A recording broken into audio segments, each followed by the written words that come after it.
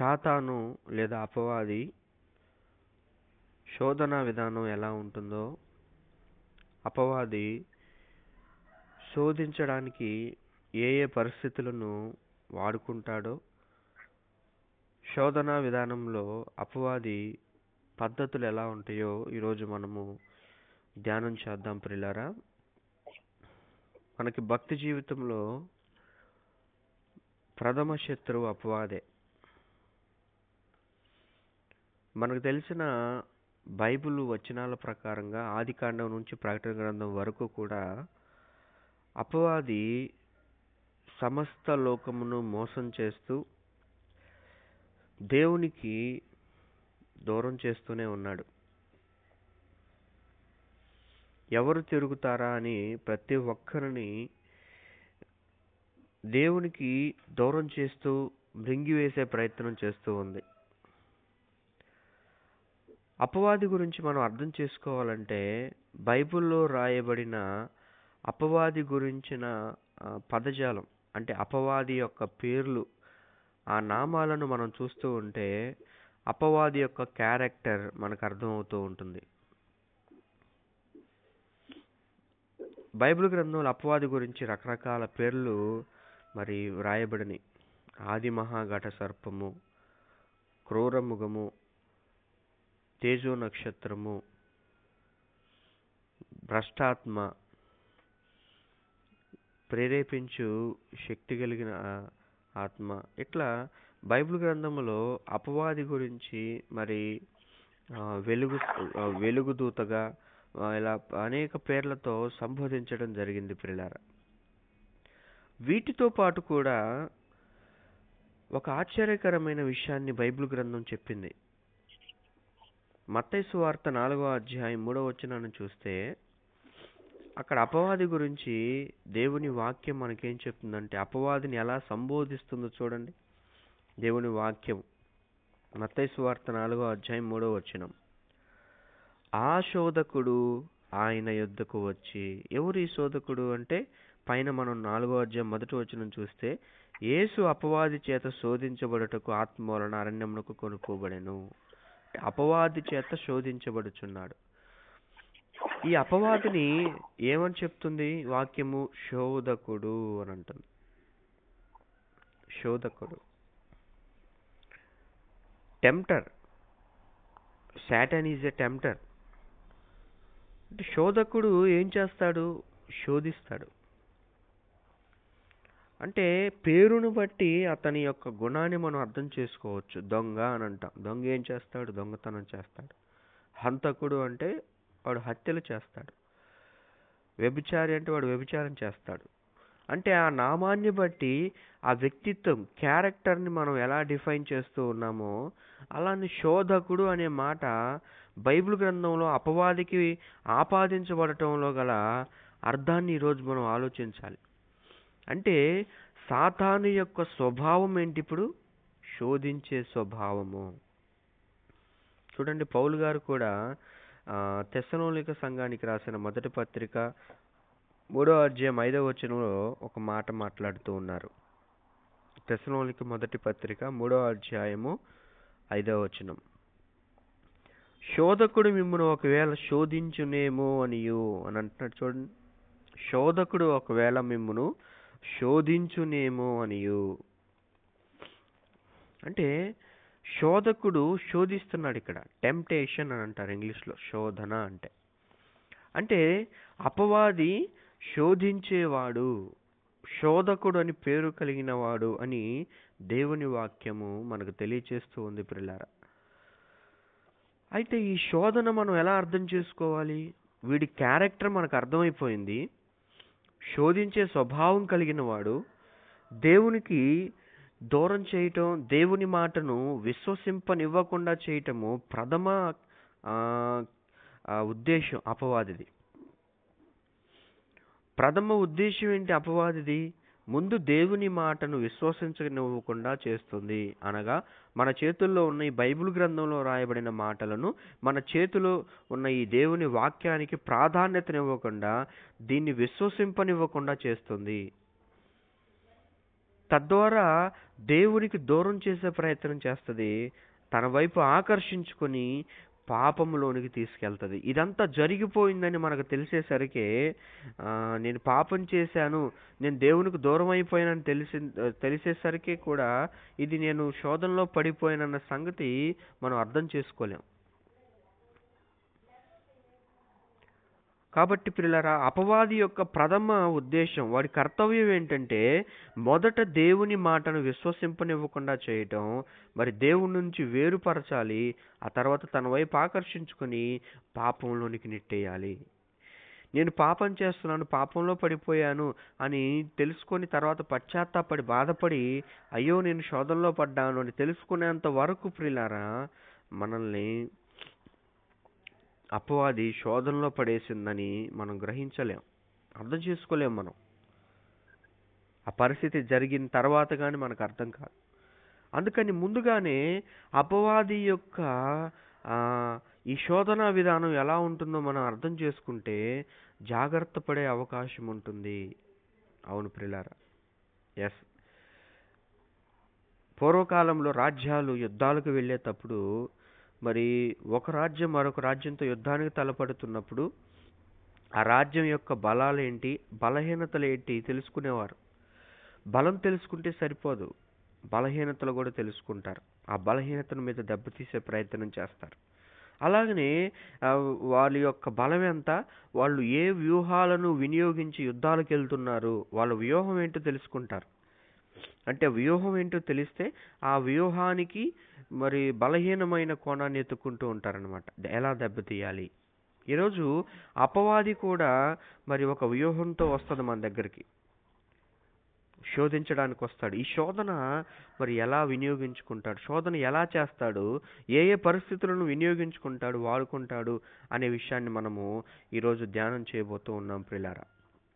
అయితే నా ధ్యానానికి నేను ఈరోజు ఆదికాండం 3వ అధ్యాయము 1 నుంచి 6 వచనాలకు ఉన్న ఆ కాంటెక్స్ట్ని నేను ఎన్నుకోవటం జరిగింది. దయచేసి అందరము ఆ వాక్య భాగాన్ని తెరిచి చూద్దాం. ఆదికాండం 3వ అధ్యాయము 1వ వచనం నుంచి 6వ వచనం వరకు ఉన్న కాంటెక్స్ట్ని ఈరోజు మనం ధ్యానం చేయబోతూ ఉన్నాం. బహుశా ఈ సందర్భము అందరికీ తెలిసిందే. ప్రియులారా, ఈరోజు మనం ధ్యానం చేయబోతున్న ఈ విషయంలో మరి అపవాది ఏ రీతిగా శోధిస్తాడో, అపవాది శోధన విధానం ఎలా ఉంటుందో, మరి ఏ ఏ పరిస్థితులను వాడుకుంటాడో మనం కాస్తంత లోతుగా ధ్యానం చేద్దాం. 4 విషయాలు నేను ఈరోజు మరి చెప్పాలని ఆశపడుతూ ఉన్నాను ప్రియులారా. మరి మొదటి విషయము, ఒంటరితనాన్ని అపవాది వినియోగించుకుంటాడు. రెండవదిగా అనుమానాలను రేకెత్తిస్తూ ఉంటాడు, దీన్నే ప్రేరేపిస్తాడు అని కూడా చెప్పుకోవచ్చు. మూడో విషయం ఏంటంటే అబద్ధాలు చెప్తాడు. నాలుగో విషయం ఏంటంటే మన ఆలోచన బలహీనతలు ఆధారం చేసుకుంటాడు. ఇలా 4 విషయాలలో నుంచి మనము ఈ రాయబడిన మొత్తం ఆదికాండం 3వ అధ్యాయం 1 నుంచి 6 వచనాల కాంటెక్స్ట్ ద్వారా మనము కాస్తంత లోతుగా అధ్యయనం చేద్దాం ప్రియులారా. సరే, మొదటి విషయాన్ని కనుక మనం ఆలోచించగలిగితే, ఒంటరితనమును మరి అపవాది అనుకూల సమయముగా ఎంచుకుంటాడు. ఎస్, ఒంటరితనం, లోన్, అది చాలా ప్రమాదకరమైంది. చాలామంది ఏంటంటే సహవాసం లేకుండా ఒంటరిగా జీవించే ప్రయత్నం చేస్తూ ఉంటారు, ఒంటరితనానికి బాగా ఇష్టపడుతూ ఉంటారండి. ఆధ్యాత్మిక జీవితంలోనే కాదు, మరి ఈ లోక సంబంధమైన జీవితంలో కూడా ఒంటరితనం అనేది బహు ప్రమాదకరమైంది, చాలా భయంకరమైంది. అది అవకాశం తీసుకొని మనల్ని శోధించే ప్రయత్నం చేసేటప్పుడు అపవాదికి దొరికేది ఏంటంటే ఒంటరితనం. ఎందుకంటే ఒంటరితనంలో అతని యొక్క మనసంతా కూడా మరి ఆకర్షించుకొని మనసంతా కూడా తన వైపు మళ్లించుకునే ప్రయత్నం, అనుకూలత ఎక్కువగా ఉంటుంది అపవాదికి. ఎప్పుడైతే మనము అనేక ఒత్తిడుల నుంచి, మన యొక్క ఈ లోక సంబంధమైన పనుల నుంచి రిలాక్స్ అయిపోతామో అప్పుడు ఒంటరితనాన్ని అనుభవించడానికి మనం ప్రయత్నం చేస్తూ ఉంటాం. ఆ ఒంటరితనాన్ని మనం అనుభవించే ప్రయత్నంలో ఏయో ఆలోచనలు వస్తూ ఉంటాయి. మనకు పడని వారి గురించి, లేదా పాపం గురించిన ఆలోచనలు, లేదా మంచి గురించిన ఆలోచనలు, ఇక ఇలా రకరకాలమైన ఆలోచనలన్నీ హృదయంలో నుంచి పుడతా ఉంటాయి.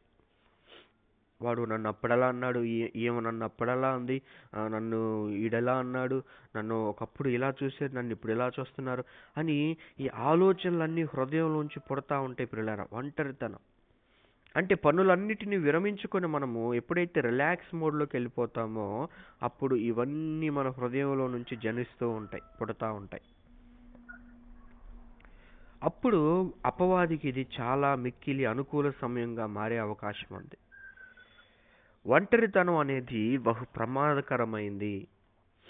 అందుకే దేవుడు కూడా ఏమన్నాడు, నరుడు ఒంటరిగా ఉండుట అతనికి మంచిది కాదు. అంటే ఒంటరిగా ఉండటం అనేది మంచిది కాదు అనే కారణాల్లో కూడా ఇదొకటి ప్రాముఖ్యమైంది కూడా.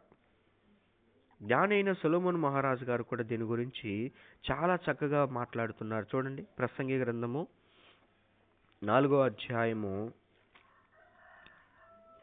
8 నుంచి కొన్ని వచనాలు చదువుతున్నాను. చూడండి పిల్లలారా, ప్రసంగి గ్రంథము 4వ అధ్యాయము 8వ వచనం నుంచి నేను కొన్ని వచనాలు చదువుతున్నాను. చూడండి.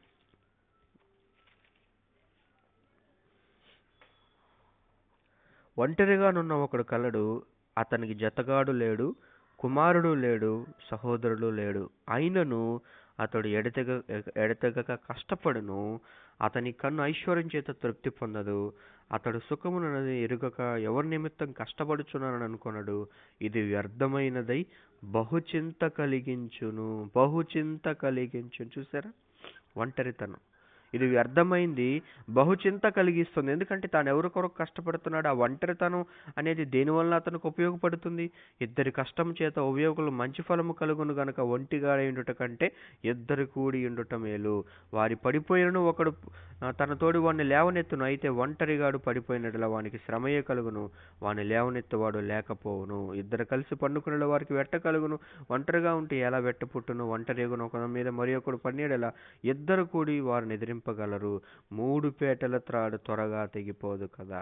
బా, ఎంత మంచి కొటేషన్ చెప్పాడని చివరిగా, 3 పేటల త్రాడు త్వరగా తెగిపోదు కదా. ఒంటరితనం ఎంత బహు ప్రమాదకరమైందో చెప్తూ ఉన్నాడు జ్ఞానైన సొలొమోను మహారాజు గారు. ఆ ఒంటరితనంలో ఏం జరుగుతుందంటే బహుచింత, దానివల్ల మనకు కలిగే ఫలితం ఏంటంటే చింత, రోదన, వ్యాధులు, బాధలే కలుగుతూ ఉంటాయి. చివరికి అది మరి షుగరు, బీపీలకు దారితీసే అవకాశం ఉంటుంది. ఎందుకంటే ఒత్తిళ్ళు, టెన్షన్లు పెరిగిపోయే కొద్దీ మనకు శరీర సంబంధమైన రోగాలు మరి పుట్టే అవకాశం ఉంది. ఒంటరితనం అనేది బహు ప్రమాదకరమైందని జ్ఞాని సొలొమోను మహారాజు గారు చెప్తున్నారు. అందుకే ఆదామును చేసిన తర్వాత దేవుడు కూడా అదే అన్నాడు కదా, నరుడు ఒంటరిగా ఉండటం మంచిది కాదు, సాటైన సహాయం. అంటే ఒంటరితనం అనేది ఈ జీవితంలో చాలా ప్రమాదకరమైంది పిల్లలారా. రాత్రికి రాత్రి పడుకొని ఆలోచిస్తారు, ఉదయానికి శవమై కనబడతారు, ఫ్యాన్కి అలాడుతూ ఉంటారు, రోడ్ల మీద కనబడతారు, లేదా రైల్వే ట్రాక్స్ మీద కనబడతారు, బాయిల్లో, నీటి గుంటల్లో, కాలువల్లో కనబడతా ఉంటారు. అయ్యో రాత్రి నాతో మాట్లాడారండి, బాగా మాట్లాడారండి, ఏం జరిగిందండి రాత్రికి తెలియదు. ఏం జరిగిందో తెలుసా? రాత్రిపూట ఒంటరిగా ఆలోచించాడు, ఏవో బాధలు, ఏవో జరిగింది మొత్తానికి. ఆ ఒంటరితనంలో పుట్టిన ఆలోచనలు, కోరికలు మరి మరణించే సమయానికి దారితీస్తూ ఉంటాయి పిల్లారా. ఈ సమయంలో నేను ఒక సంగతిని మీకు తెలియచేయాలని ఆశపడుతూ ఉన్నాను. నేను 2014 సంవత్సరంలో ఒక ఇంజనీరింగ్ కాలేజీలో మరి డిప్లొమా స్టూడెంట్స్కి లెక్చరర్స్గా వర్క్ చేశాను. మొదట ఒక సంఘటన నా జీవితంలో జరిగింది చెప్తున్నాను. మొదట నేను ఇంజనీరింగ్ కాలేజీలో లెక్చరర్గా వర్క్ చేయడానికి వెళ్ళినప్పుడు ఆ ఇంజనీరింగ్ కాలేజీలో ఒక సార్ పరిచయం అయ్యారు నాకు. ఆయన కాస్తంత లోక సంబంధమైన వ్యక్తిగా బ్రతుకుతున్నాడు, చెడు వ్యసనాలకు బానిస అయిపోయాడు, డ్రింక్ చేస్తూ ఉండేవాడు, అప్పులు పాలైపోయి చాలా బాధలు పడుతూ ఉన్నాడు కుటుంబంతో. అయితే ఒకరోజు సాయంత్రం పూట నేను ఈవినింగ్ 5 గంటలకల్లా కాలేజ్ అయిపోతుంది, 5 గంటల వరకు కూర్చొని ఆయనతో మాట్లాడానండి. చక్కగా మాట్లాడాడు, ఇద్దరం హ్యాపీగా మాట్లాడుకున్నాం. ఆయన బాగా నాతో సంతోషంగా మాట్లాడాడు. ఆ రోజు రాత్రికి ఇంటికి వెళ్ళిపోయారు. ఉదయం 8:30కు ఫోన్ వచ్చింది నాకు. రైల్వే ట్రాక్ మీద మరి 2 ముక్కలైపోయి కనపడ్డాడండి. అసలు ఎంతో గుండెను పిండేసిన భయంకరమైన సంఘటన. ఏం జరిగింది? నిన్న ఈవినింగ్ అంతా మేము కలిసి మాట్లాడుతున్న వ్యక్తి శవమై రైల్వే ట్రాక్ మీద కనబడేసరికి ఏం అర్థం కాని పరిస్థితి. ఏంటా అని ఆరా తీస్తే అప్పుల వాళ్ళు ఫోన్ చేశారంట. రాత్రంతా కూడా తాగేసి ఇంట్లో గొడవ పెట్టుకుని బయటికి ఎక్కడికో వెళ్ళిపోయాడంట.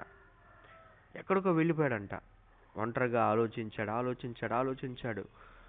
ఇక ఏమనుకున్నాడు, నా జీవితానికి ఇక నెమ్మది శాంతి కావాలంటే ఇక నాకు మరణమే దారనుకున్నాడు. వెళ్ళాడు, చనిపోయాడు.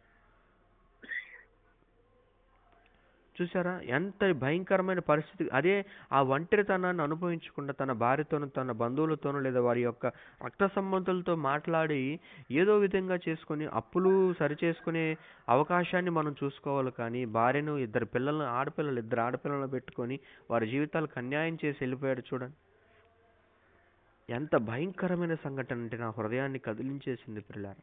ఆ పిల్లలను చూసి వాళ్ళను చూసి నిన్న సాయంత్రమే నాతో మాట్లాడిన వ్యక్తి శవమై కనిపించడం అనేది నాకు ఎంతో భయంకరమైన దుఃఖాన్ని, శోకాన్ని కలిగించింది. దానికి గల కారణం ఏంటంటే ఒంటరితనం. అప్పటి వరకు బాగానే మాట్లాడిందండి మా అమ్మాయి, మొన్న ఇంజనీరింగ్ చదువుతున్న అమ్మాయి. అప్పటి వరకు 9 వరకు మేము కలిసి భోజనం చేసి మాట్లాడాము. మధ్యరాత్రి 12 గదిలో ఫ్యాన్కు వేలాడదు. ఏం జరిగిందనంటే ఏదో సంఘటన. ప్రియులారా, ఇలా ఎన్ని వార్తలు మనం వింటూ ఉన్నాం చూడండి. లోకంలో ఎన్ని వార్తలు. ఆధ్యాత్మికంగా బ్రతికేవారు చనిపోతున్నారు, లోక సంబంధులు చనిపోతూనే ఉన్నారు. భక్తులు చనిపోవట్లేదా? సూసైడ్ చేసుకోవట్లేదు ఎందరో. దీనికి గల కారణం ఏంటంటే ప్రియులారా, ఒంటరితనం అనేది బహు భయంకరమైన ఘోరమైన కార్యాలకు దారితీస్తుంది. ఒంటరిగా మనం ఏదో సాధించాలి, ప్రయత్నం చేయాలి, లేదా ఒంటరిగా ఉండి మనము లోకంలో నిలబడాలని అనుకోవటం అనేది అంత మేలు కాదు మనకు. ఒంటరిగా ఉన్నప్పుడు ఆ మనసు అనేది అపవాదికి అనుకూలమైపోతుంది. అంటే ఇక వేటికి ఛాన్స్ ఉండదు. ఏదో మనల్ని కదిలించి బాధపట్టే వాటి మీద మనం ఆలోచన కలిగి ఉంటాం.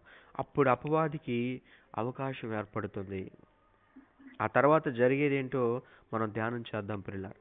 అప్పుడు ఆ సమయంలో ఏం జరుగుతుంది? అపవాదికి మిక్కిలి అనుకూలమైన సమయంగా అది మారిపోతూ ఉంటుంది.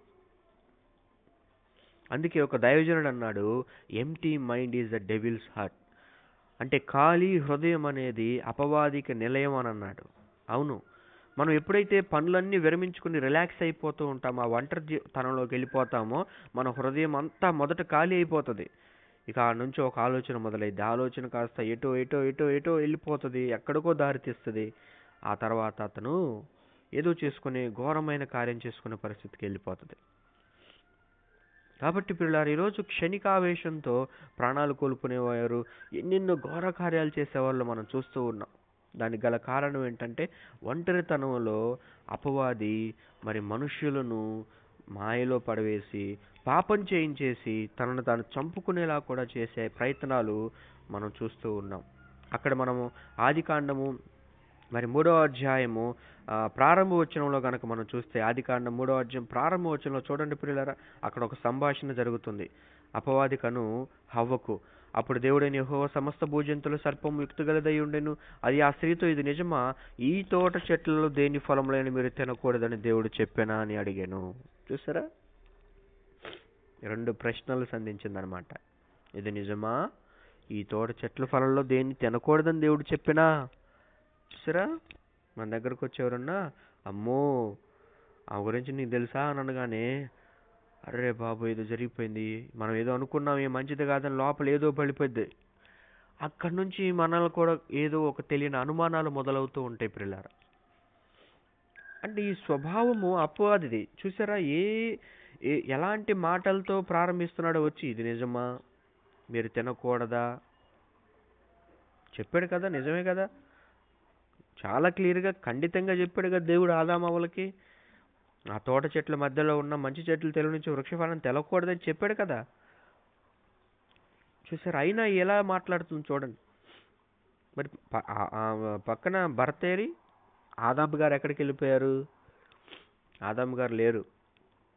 అంటే ఈ కాంటెక్స్ట్లో మనం మాట్లాడుతూ ఉంటే ఒంటరిగా ఉన్నట్లే మనకి హవ్వ కనబడుతుంది. ఆ ఒంటరితనంలో ఏం జరిగింది? చివరికి అపవాది మాయలో పడింది, దేవుని ఆజ్ఞను ధిక్కరించేసింది, కనులకు రమ్యమైనదిగా ఆహారానికి మంచిదిగా కనబడినప్పుడు తినేసింది పండు. అంటే ఏం జరిగింది చూడండి, ఒక ఒంటరితనంలో అపవాది చేసిన శోధనలో ఆదాము హవ్వ ఎలాగైతే పడిపోయింది, ఈరోజు లోకమంతా అదే పరిస్థితి. అందుకే ఆలోచనకర్తలు అనేకులుండుట రక్షణకరమని దేవుని వాక్యం చెప్తుంది సామెతల గ్రంథంలో. అంటే ఆలోచనకర్తలు, మనతో ఆలోచనలు పంచుకునేవారు, మనతో మాట్లాడేవారు అనేకులు ఉంటే మన ఆలోచనలు, మన తలంపులు మరి సరిగా ఉన్నాయో లేదో మనకు అర్థం అవుతుంది. ఒక సరైన నిర్ణయంతో మంచిగా అడుగులు వేసే ప్రయత్నం. ఇలా మాట్లాడుతూ ఉన్నప్పుడు అవ్వ మరి తన భర్త ఉన్నాడు కదా, తన భర్తతో మాట్లాడి ఇలా ఇలా జరుగుతుందని సంభాషణ జరిగినట్లుందా? హ్యాపీగా తినేసింది, సాయంత్రం రాగానే భర్తకు కూడా పెట్టింది. కాబట్టి పిల్లారా, ఒంటరితనం అనేది చాలా బహు ప్రమాదకరమైంది. అయితే మరి దీన్ని మనం ఎలా అధిగమించాలి? దీనికి రెమెడీ ఏంటి? ఒంటరితనం లేకుండా రాదు కదా జీవితం అన్నాక. మరి ఎలా మనం దీన్ని ఈ ఒంటరితనాన్ని అనుభవించాలి అనే విషయాన్ని కూడా మనకు దేవుని వాక్యం చెప్తుంది. ఒకసారి మనం మత్తయి సువార్త దేవుని వాక్యం చూద్దాం. 14వ అధ్యాయం 23వ వచనం. మన యేసయ్య ఎలా నడుచుకున్నారో చూద్దాం. మొదటిగా మత్తయి సువార్త 14వ అధ్యాయము 23వ వచనం. ప్రియులారా, ఆయన జనసమూహమును పంపివేసి ప్రార్థన చేయుటకు ఏకాంతముగా కొండ ఎక్కిపోయి సాయంకాలమైనప్పుడు ఒంటరిగా ఉండెను. అంటే ఒంటరిగా ఉన్నాడు, ఎలోన్గా ఉన్నాడు జీసస్ క్రైస్ట్. మరి ఆ ఒంటరితనాన్ని దేనికి ఉపయోగించుకుంటున్నాడు? ప్రార్థన చేయుటకు. యేసయ్య మనకేం బోధిస్తున్నాడు ఇప్పుడు? ఒంటరితనం అనేది మనం దేవునితో మాట్లాడే అవకాశంగా మనం భావించాలి. చూసారా, వాళ్ళందరినీ జనసమూహములను అంతా పంపేశాడు. కావాలని ఒంటరిగా ఉండడానికి ప్రయత్నం చేస్తున్నాడు ఇక్కడ. అయితే ఆ ఒంటరితనాన్ని, ఆ సమయాన్ని దేని కొరకు వినియోగించుకుంటున్నాడు యేసయ్య? ప్రార్థన చేయుటకు. అలానే చూడండి లూకాసు వార్త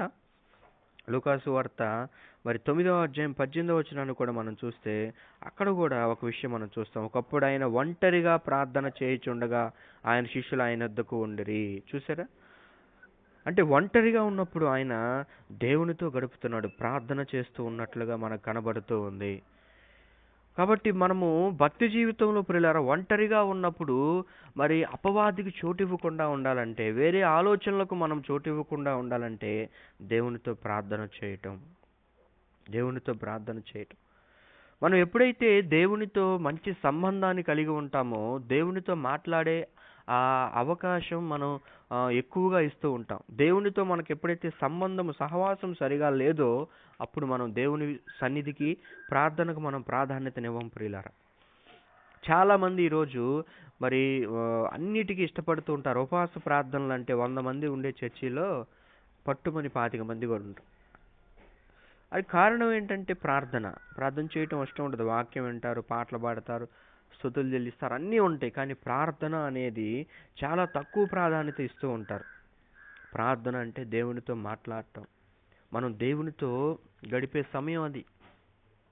ఆ ఒంటరితనాన్ని మనం దేవునితో ఎవరూ లేనప్పుడు, ఖాళీగా ఉన్నప్పుడు ప్రార్థన జీవితానికి మరి మనం దాన్ని కనుక ఉపయోగించగలిగితే అది చాలా మేలుకరం. అలానే ప్రియులారా, ప్రార్థనే కాదు, ఆ ఒంటరితనంలో ఉన్నప్పుడు మనం ఆత్మీయులతో ఫోన్లు చేసి మాట్లాడటం, లేదా ఆ ఒంటరితనంలో ఉన్నప్పుడు మనము బైబిల్ గ్రంథంతో పాటు అలానే మరి భక్తుల జీవిత చరిత్రలు చదవటం, ధ్యానం చేయటం. Books reading is a good habit. మన క్రైస్తవ భక్తి జీవితంలో కొన్ని వేల వందల పుస్తకాలు రచించబడ్డాయి ప్రియులారా. అవి చదవాలి మనం. బైబిల్ గ్రంథము మాత్రమే కాదు, మిగిలిన గ్రంథాలను కూడా చదవాలి. మరి మీ ఇంటిలో లోక సంబంధమైన పుస్తకాలే కాదు, మరి బైబిల్కు సంబంధమైన పుస్తకాలు, గ్రంథాలయం లాంటిది ఏదైనా ఉందా? కొనండి, ఇక్కడ నుంచి మొదలు పెట్టండి.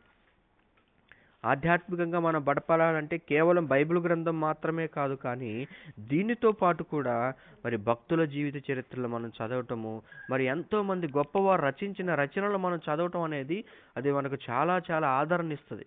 నీకు ఖాళీ సమయం దొరికింది, అప్పుడు ఒక మిషనరీ చరిత్రను చదువు. ఆ మిషనరీ జీవిత చరిత్రను చదివేస్తే ఎలా ఉంటుందంటే ప్రియులారా, మన విశ్వాస స్థాయి పెరుగుతుంది. అమ్మో, మన జీవితంతోనే ప్రారంభమైన ఈయన ఎంత గొప్పగా ఏ స్థితికి వెళ్ళిపోయాడో అన్న ఆ అనుభవాన్ని మనం చదువుతూ ఉంటే, ఆ అనుభవాలు గుండా వెళుతూ ఉంటే మనకు విశ్వాసంలో ఎంతో బలమైన నమ్మకం వస్తుంది, మన స్థాయి పెరుగుతుంది ప్రియులారా. ఒకసారి మీరు జార్జ్ ముల్లర్ గారి జీవిత చరిత్ర చదవండి. అసలు ఎంత ఆశ్చర్యంగా ఉంటుందంటే భార్యాభర్తలు ఇద్దరు కూడా చాలా చిన్న స్వల్పమైన విషయం కోసం మోకరించి ప్రార్థన చేసేవాళ్ళు. చదవండి, ఆ తర్వాత మీకు అర్థమవుతుంది పిల్లలు. అసలు చేతిలో ఏమీ లేని నిరుపేదలుగా ఉన్న జార్జి ముల్లర్ గారి కుటుంబం ఆ తర్వాత కొన్ని వందల వేల పిల్లలను పోషించగలిగే పెద్ద పెద్ద ఆశ్రమాలను కట్టిస్తారు ప్రియులారా, దేవుడిచ్చిన వారికి పిలుపుని బట్టి.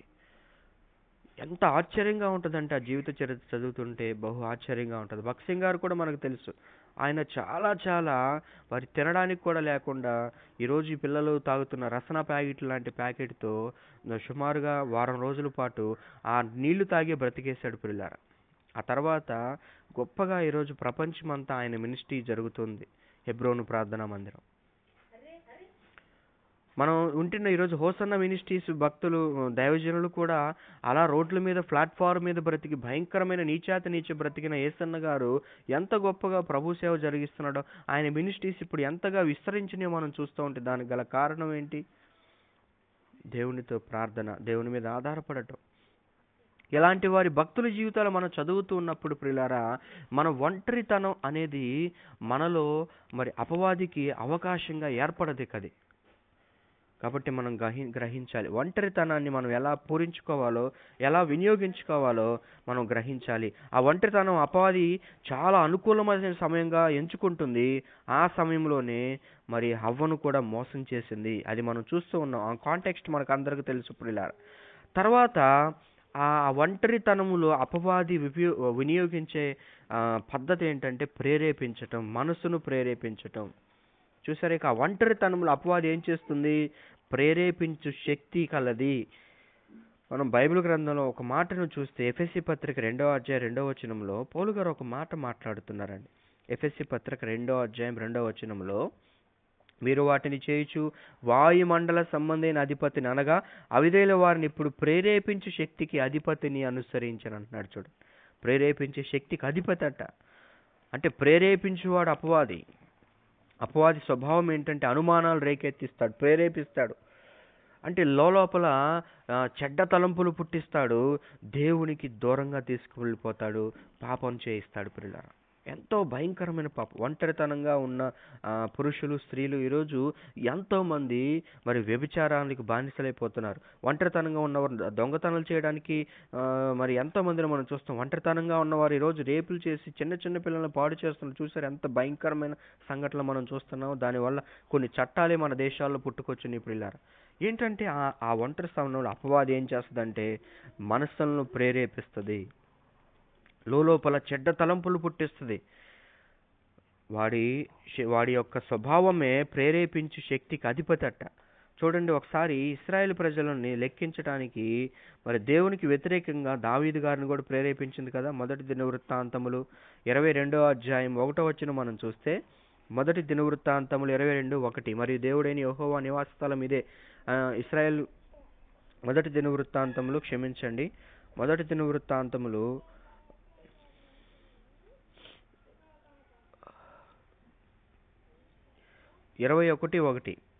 తర్వాత సాతాను ఇశ్రాయేలుకు విరోధముగా లేచి ఇశ్రాయేలును లెక్కించుటకు దావీదును ప్రేరేపింపగా అనే మాట మనం చూస్తున్నాం. చూసారా, ఇశ్రాయేలు లెక్కించుటకు ఏం చేస్తుందంట? సాతాను ప్రేరేపిస్తుందంట. అపవాది స్వభావం ఏంటంటే ప్రేరేపించువాడు, అనుమానాలు పుట్టిస్తాడు, లోపల చెడ్డ తలంపులు రేకెత్తిస్తాడు. దేవుడిని మనం నమ్ముచున్నాము, దేన్నైతే విశ్వసిస్తున్నాము దాని నుంచి దూరం చేస్తాడు, నమ్మకం లేకుండా చేస్తాడు. ఎలాగైతే మనము జీవించాలో ఆ జీవన విధానం నుంచి కంప్లీట్గా మన మైండ్ సెట్ని మార్చేస్తాడు. లోపల అనేక ఆలోచనలు పుడతా ఉంటాయి.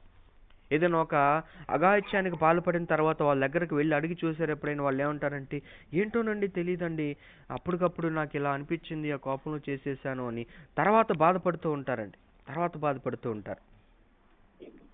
నాకు తెలిసిన ఒక స్త్రీ, ఆమె భర్తతో గొడవ అయిపోయిందని చెప్పి కిరోసిన్ పోయించుకుని అంటించేసుకుంది, సగం ఒళ్ళు కాలిపోయింది. అయితే దేవుని కృప వల్ల బ్రతికింది. ఆ తర్వాత వెళ్ళి మాట్లాడుతూ ఉంటే బంధువులు అందరితో చెప్పుకొని ఇలా బాధపడుతుంది. చూసారా, అంటే ఏం జరుగుతుందో జరిగిన తర్వాత కూడా మరి వాళ్ళు అర్థం చేసుకుంటే కనుక మనసులో పుట్టే ఆలోచన. ఎందుకంటే హృదయం అన్నిటికంటే ఘోరమైన వ్యాధి కలది. అది అపవాది కేంద్రం. హృదయం అపవాదికి నిలయం. ప్రేరేపిస్తాడు వాడు, ప్రేరేపించే శక్తికి అధిపతి వాడు. ఇస్కరియోతు యోధాను కూడా అలానే చేసింది. ఆ రోజు అందరూ భోజనానికి కూర్చున్నప్పుడు ఒక మాట రాయబడింది. యోహాను సువార్త 13వ అధ్యాయం 2వ వచనాన్ని మనం చూస్తే అక్కడ ఒక మాట కనబడుతుంది చూడండి. యోహాను సువార్త 13:2. వారు భోజనము చేయుచుండగా ఆయన అప్పగింపులు సీమోను కుమారుడు ఇస్కరియోతు యోధా హృదయములో అపవాది అంతకుముందు ఆలోచన పుట్టించి ఉండెను. అపవాది అంతకుముందు ఆలోచన పుట్టించి, చూసారా, హృదయంలో ఏం పుట్టిస్తున్నాడు? ఆలోచనలు ప్రేరేపిస్తాడు వీడు. ఎన్ని చూస్తున్నా ఉండి పిల్లలు, ఎంత చిన్న చిన్న పిల్లలండి, పసి పాపలను కూడా చెరు చేస్తున్నాడు, పాడు చేస్తున్నారు. కారణం ఏంటంటే అపవాదికి చోటు ఇవ్వటం, అపవాదికి అనుకూలమైన సమయం. అపవాదికి హృదయం ఇచ్చేసామంటే ఆ హృదయంలో ఎన్నో చెడ్డమైన తలంపులు పుట్టిస్తాడు వాడు. ఎన్నో ఘోర కార్యాలు జరిగించే ప్రయత్నం చేస్తాడు. ఎందుకంటే ప్రేరేపించే శక్తి అధిపతి కలిగిన వాడు. దుష్టాత్మ అని రాయబడింది, భ్రష్టాత్మ అని రాయబడింది బైబిల్ గ్రంథం. కాబట్టి ప్రియులారా, ఈ దుష్ట తలంపులు, దుష్ట సంబంధమైన ఆలోచనలు మరి లోపల ఎందుకు పుడుతున్నాయంటే అపవాది యొక్క ప్రేరణ, ఆలోచన. ఇది మనం గమనించాలి. ఆ తర్వాత మనము ఆలోచించవలసిన మరొక విషయం ఏంటంటే వీడు అబద్ధాలు చెప్తాడు ప్రియులారా. అబద్ధాలు చెప్తామంటే అపవాది ప్రత్యక్షమై మన ముందు మనతో మాట్లాడు. అపవాది జరిగించే కార్యాలన్నీ కూడా అబద్ధాన్ని అనుసరించి జరిగిస్తూ ఉంటాడు, అబద్ధాన్ని అనుసరిస్తాడు. దేవుని మాటకు పూర్తి విరుద్ధంగా మాట్లాడతాడండి. దానికి మనం ఆదికాండం రాయబడిన 3వ అధ్యాయం కాంటెక్స్ట్లో ఒక మాట చూద్దాం రండి. ఆదికాండము 3వ అధ్యాయము 4వ వచనం చూడండి. అందుకు సర్పము, మీరు చావనే చావరు. ఏమంటుంది అపవాది? అందుకు ఆ పండు తింటే మీరు చావనే చావరు. దేవుడు ఏం చెప్పాడు? 2వ అధ్యాయం 17వ వచనంలో, నీవు వాటిని తినుదినమున నిత్యముగా చచ్చెదవని నరునికి ఆజ్ఞాపించాను. ఏమండి, దేవుడు ఏం చెప్పాడు? తింటే చస్తావని చెప్పాడు. అపవాది ఏం చెప్తుంది? మీరు చావనే చావరు. అంటే దేవుని మాటకు పూర్తి విరుద్ధంగా చెప్తాడు వీడు, పూర్తి విరుద్ధంగా ప్రేరేపిస్తాడు, పూర్తి విరుద్ధంగా మనం జీవింపజేసేలా ప్రయత్నం చేస్తాడు. అపవాది యొక్క ఉద్దేశం ఏంటంటే దేవుని మాటను నమ్మనివ్వకుండా దేవుని మాటకు దూరం చేసి తన వైపు ఆకర్షించుకుని పాపంలో పడేయాలి, తన రాజ్య సంబంధులుగా చేసుకోవాలన్న దుష్ట తలంపులతో మరి ప్రయత్నాలు చేస్తూ ఉంటుంది అపవాది ప్రియులారా. దేవుని మాటకు పరిపూర్ణ విరుద్ధంగా చెప్తుంది చూడండి. పండు తింటే మీరు చస్తారు, ఆదినాన్ని చనిపోతారని దేవుని మాట సెలవిస్తూ ఉంటే దేవుని మాటకు విరుద్ధంగా మీరు చావనే చావరు, ఇంకా తింటే ఎలా మారతారో తెలుసా అన్నంతగా మాట్లాడుతూ ఉంది చూడండి ప్రియులారా. ఎన్ని అబద్ధాలు చెప్తుంది చూడండి. మీరు వాటిని తినదినమున మీ కన్నులు తెరవబడితే మీరు మంచివారు దేవతల వలె ఉందరని చెప్తున్నారు. అంటే దేవతల కంటే ఉన్నతమైన స్థానాన్ని దేవుడు ఇచ్చాడు ఇక్కడ. భూలోకాన్ని పరిపాలించే రాజుగా దేవుడు పరలోక సమూహమును సమస్తమును ఏ రీతిగా పరిపాలిస్తున్నాడో మానవును కూడా ఒక రాజుగా ఉంచాడు. భూలోకాలు సమస్తమును వశపరిచాడు, జీవించమన్నాడు, పరిపాలించమన్నాడు, అభివృద్ధి చేసి భూలోకాన్ని నిండించమన్నాడు. ఎంత స్థితినిచ్చాడు చూడండి. అయినా ఏదో దేవుడు అన్యాయం చేశాడని దేవుడు మీకు రావలసిన ఘనతను, ఆ ఉన్నతమైన గొప్ప స్థానాలను ఇవ్వకుండా చేశాడు. మీరు అవి తింటే గనక మీరు చాలా గొప్ప స్థాయిలో అవుతారు, గొప్పవారైపోతారని ఎన్ని మాయమాటలు చెప్తుందో చూడండి పిల్లరా అవ్వకు. ఎన్ని మాయమాటలు కదండి, అబద్ధపు మాటలు, అబద్ధాలు చెప్తుంది వచ్చి. దేవుని మాటకు పూర్తి విరుద్ధంగా మాట్లాడుతుంది. ఎందుకు అబద్ధాలు చెప్తున్నాడు వీడు? అబద్ధానికి జనకుడు అని మాట స్వభావాన్ని బట్టే మాట్లాడతాడు. అబద్ధానికి జనకుడు యోహాను సువార్త 8వ అధ్యాయం 44వ వచనం. యోహాను సువార్త 8వ అధ్యాయం 44వ వచనం చూద్దాం. యేసయ్య మాట్లాడుతున్న మాటలు ప్రియులారా. ఏమంటున్నాడు యేసయ్య 44వ వచనంలో 38వ అధ్యాయం 44, మీరు మీ తండ్రి అపవాది సంబంధులు, మీ తండ్రి దురాశలు నెరవేర్చుకోరుచున్నాడు. ఆది నుండి వాడు నరహంతకుడై సత్యమునందు నిలిచిన వాడు కాడు, వాని యందు సత్యమే లేదు. చూసారు, ఆది నుండి కూడా నరహంతకుడు, సత్యము లేదు. వాడు అబద్ధం ఆడినప్పుడు తన స్వభావమును అనుసరించే మాట్లాడను. వాడి స్వభావం ఏంటి? శోధించటం, పాపంలో పడేయటం, అబద్ధాలు చెప్పటం. వాడు అబద్ధకుడు, అబద్ధమునకు జనకుడై ఉన్నాడు. ద ఫాదర్ ఆఫ్ లైస్. అబద్ధాలకు జనకుడు వీడు, తండ్రి. దేవుడు వాక్యంలో మనకు చెప్తున్నాడు పిల్లారా. అది చూస్తున్నాం ఎంతగా తప్పుగా, ఎంతగా దేవుని వాక్యానికి విరుద్ధంగా మాట్లాడుతున్నాడో చూస్తున్నాంగా మనం. అపవాది చాలా చాలా అబద్ధాలు చెప్తూ ఉంటాడు, అబద్ధాలు ప్రేరేపిస్తూ ఉంటాడు. చెప్పటమే కాదు, పొరుగువారి నుంచి, బంధువుల నుంచి, లేదా మన మనసులో కూడా దేవునికి విరుద్ధంగా ప్రేరేపించి అనుమానాలు రేకెత్తించి ఇది అబద్ధం, ఇదే నిజం అనేలా భ్రమపరుస్తాడు. అదే కదా మనం చూసాం. మన చేత చేయకూడించని ఘోరమైన కార్యాలు చేయిస్తాడు ప్రియులారా, చేయిస్తాడు. ఆ తర్వాత అవ్వ తింది కదా, అలా మాట్లాడేసరికి, అన్ని అబద్ధాలు చెప్పేసరికి ఏమైంది? ఆ సంభాషణ అంతటిలో వాడు అసలు పూర్తిగా దేవునికి విరుద్ధంగానే మాట్లాడుతున్నాడు. ఇది నిజమా, ఈ పండు తినకూడదని చెప్పినంటే ఎస్, నోర్ మొయ్, ఇది నిజమే, దేవుడు చెప్పాడని అవ్వ అంటే ఇదంతా జరిగి ఉండకపోను. నువ్వెవరో వచ్చి నా దగ్గరకు దేవుడు చెప్పాడు మాకు ఇది నిజమే, తినకూడదని చెప్పాడు అని అంటే ఇంత జరిగేది కాదు కదా. సంభాషణ మొదలైంది, మాయలో పడిపోయింది. అప్పుడు దాకా బాగున్న వాళ్ళు, అన్ని తోట చెట్లు పండ్లు బాగా తిన్నవాళ్ళు ఇప్పుడు ఎలా కనబడుతుంది చూడండి అవ్వమ్మకు, ఆ మహాతల్లికి ఎలా కనబడుతుంది చూడండి. ఆదికాండం 3:6 ఆ స్త్రీ ఆ వృక్షం ఆహారముకు మంచిది, కనులకు అందమైనది, వివేకమిచ్చి రమ్యమైనది ఇండుట చూచినప్పుడు ఆమె దాని ఫలంలో కొన్ని తీసుకుని తిని తనతో పాటు తన భర్తకి ఇచ్చాను అండి. మంచిగా ఉందట. మరి అంతకుముందు అనిపించలేదా ఆహారానికి మంచిదిగా, కనులకు అందమైందిగా, లేదా వివేకమిచ్చి రమ్యమైనదిగా కనబడలేదా? మాయ చేశాడు కదా, అబద్ధం చెప్పాడు. ఆ అబద్ధాలకు ఏమైపోయారు? ఒక్కసారి రారా, ఒక్కసారి చేయరా, ఏం కాదురా అని చెప్తూ ఉన్నప్పుడు ఆ అబద్ధాలకు బానిసలైపోయి పాపాల్లో పడిపోయే వాళ్ళు ఎంతమంది ఉన్నారు? కాబట్టి ప్రియులారా, అపవాది ఆ శోధన విధానం, పద్ధతులు మనం అర్థం చేసుకోవాలి. ఎలా శోధనలోకి తీసుకెళ్ళిపోయాడు చూడండి అవ్వను. ఈరోజు మనం అర్థం చేసుకోవాలి ప్రియులారా, పూర్తిగా వాడు అబద్ధాలు చెప్తాడు. అందుకే బైబిల్ గ్రంథంలో దేవుడు అబద్ధము గురించిన ఒక ఆజ్ఞ ఇవ్వటం జరిగింది ప్రియులారా. అంత ఆ ఆజ్ఞను ఎందుకు దేవుడు ఇచ్చాడు బైబిల్ గ్రంథంలో? మనము ధర్మశాస్త్రంలో కూడా చూస్తే 10 ఆజ్ఞలు ఒక ఆజ్ఞ ఏంటంటే మీరు అబద్ధం ఆడకూడదు, బొంకకూడదు, మీ పొరుగు వారితో నిజమే చెప్పవలెను, మీరు అబద్ధానికి దూరంగా పారిపోవాలను. చూస్తారు ఎందుకు దేవుడు అబద్ధానికి అంత ప్రాధాన్యతనిచ్చాడు? ఎందుకంటే అబద్ధాలాడు స్వభావం అపవాదిది. అబద్ధాలు చెప్పేవాళ్ళంతా కూడా అపవాది సంబంధులు అని దేవుడు అబద్ధాన్ని అంత పెద్ద స్థాయిలో ఆలోచించాడు ప్రియులారా. ఏమంటే అబద్ధం గురించి 10 ఆజ్ఞల్లో ఒక ఆజ్ఞకు చోటు దక్కిందంటే ఆలోచించండి.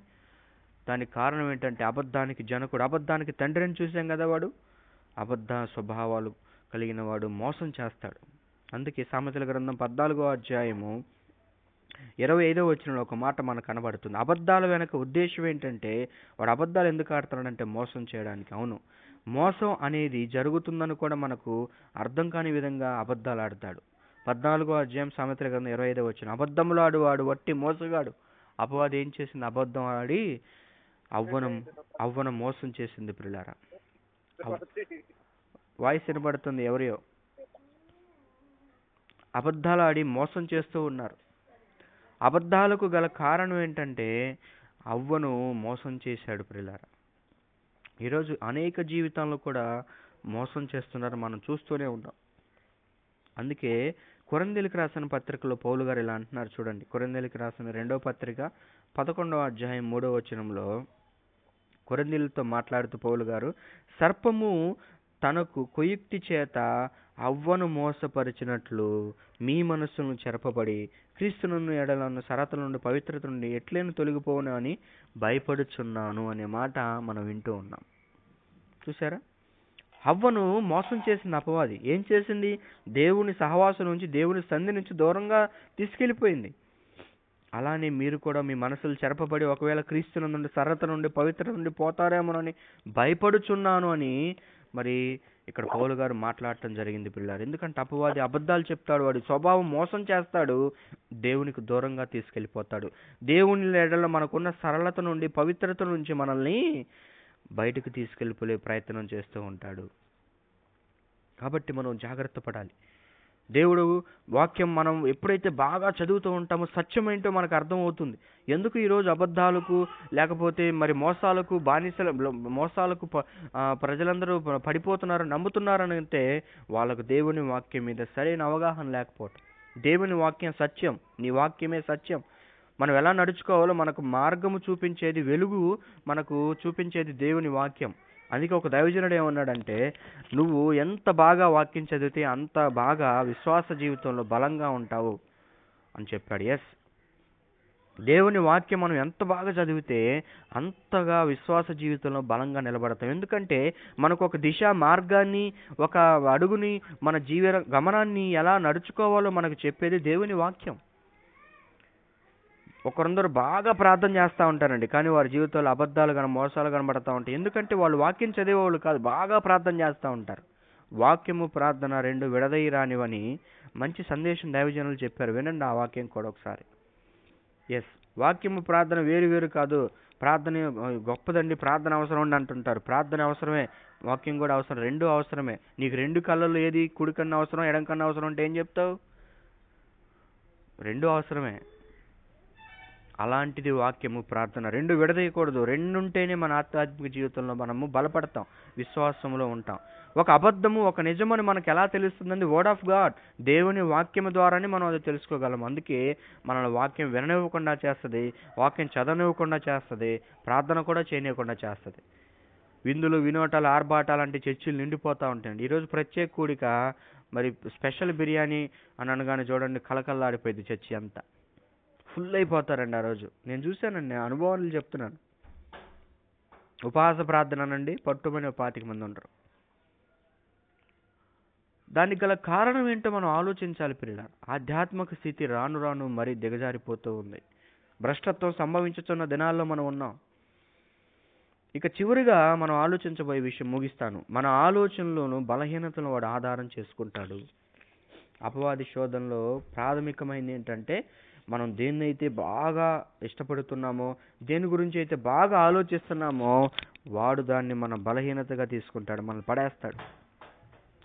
కామెంటేటర్స్ ఏమన్నారో తెలుసా? యాదికాండం 3వ అధ్యాయంలో, బహుశా ఈ స్త్రీ బాగా ఆ వృక్ష ఫలాలను చూస్తూ దాన్ని బాగా ఇష్టపడుతుందేమో, దాని గురించి ఆలోచిస్తుందేమో, అందుకే అతి సులువుగా అపవాదికి దొరికిపోయింది అని కామెంటేటర్స్ మాట్లాడుతున్నారు. ఏమో బహుశా అయ్యుండొచ్చు.